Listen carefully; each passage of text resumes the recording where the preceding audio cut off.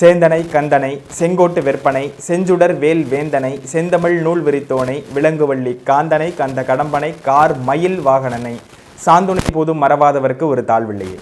Sri Kuberan TV நேயர்கள் அனைவருக்கும் அன்பான வணக்கங்கள். புனர்பூச நட்சத்திரக்காரர்கள் எது போன்ற பலன்களை தன் வாழ்நாளில் அடைய போகிறார்கள் அப்படிங்கிறத இந்த பதிவில் பார்க்க போகிறோம்.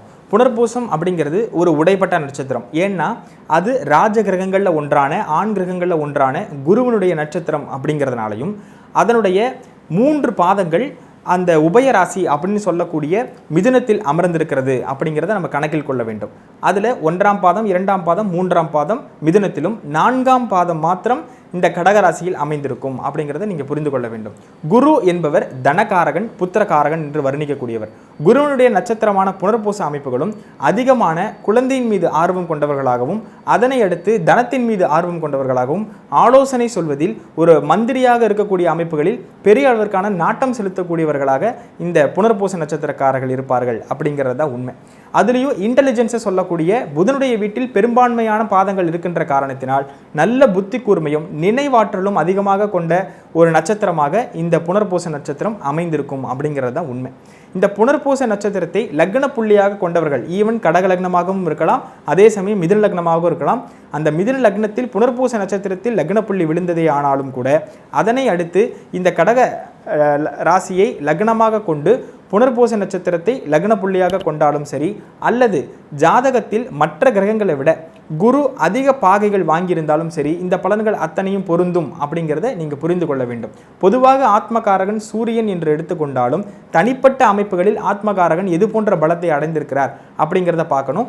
அந்த வகையில் இந்த புனர்பூச நட்சத்திரம் பெண் பூனை அப்படின்ற ஒரு அமைப்பை கொண்டுள்ளது.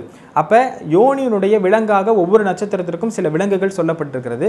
பெண் பூனை வீட்டில் இருப்பது மிகப்பெரிய யோகத்தை ஏற்படுத்தி கொடுக்கும். டிப்ரெஷன் இல்லாத ஒரு அமைப்பை இந்த பெண் பூனை ஏற்படுத்தி கொடுக்கும். அல்லது ஏதேனும் ஒரு பூனை வைத்துக் கொள்ளும் போது பெரிய அளவிற்கான வெற்றியை இந்த புனர்பூச நட்சத்திரக்காரர்கள் அடைவார்கள் அப்படிங்கிறதுல மாற்றமில்லை. அதனை அடுத்து குரு இதற்கு அதிபதியாக வருகின்ற காரணத்தினால் குருவனுடைய திசை நடக்கும்போது எப்படி நட்சத்திரநாதன், ராசிநாதன், லக்னநாதன் என்ற 3 பிரிவுகள் இருக்கிறதோ அதே போன்று இந்த லக்னநாதன் என்ன அமைப்புகளில் இருந்தாலும் அந்த ஜாதகரை கெடுக்க விடமாட்டார் அப்படிங்கிறது ஒரு பாயிண்ட். அதனை அடுத்து நட்சத்திரநாதன் அவரையும் நாம் எடுத்துக்கொள்ள வேண்டும். அதன் அடிப்படையில் புனர்பூச நட்சத்திரத்துக்கு அதிபதியான குருவினுடைய அமைப்பு அப்படிங்கிறது, குருவினுடைய தசை அப்படிங்கிறது இந்த புனர்பூச நட்சத்திரக்காரர்களுக்கு மிகப்பெரிய யோகங்களை தரும். மணி ஃப்ளோன்னு சொல்லுவோம். குரு தான் தனகாரகன் அப்படிங்கிற அடிப்படையில் பணத்திற்காக கஷ்டப்பட்டு கொண்டிருப்பவர்களுக்கு கூட சரியான பண உதவி கிடைக்கக்கூடிய ஒரு அமைப்பை இந்த புனர்பூச நட்சத்திரத்திற்கு கொண்டு வர முடியும்.